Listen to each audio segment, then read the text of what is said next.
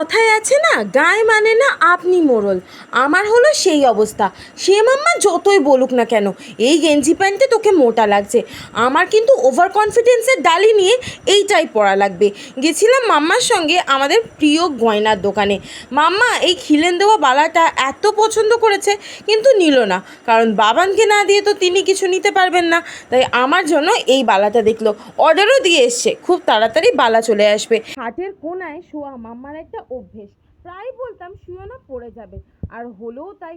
কাঁধে খুব চোট পেয়েছে, হালকা একটা চিরও খেয়েছে, কিন্তু তাতেও ম্যাডামের ফুচকা খাওয়া বন্ধ হয় না।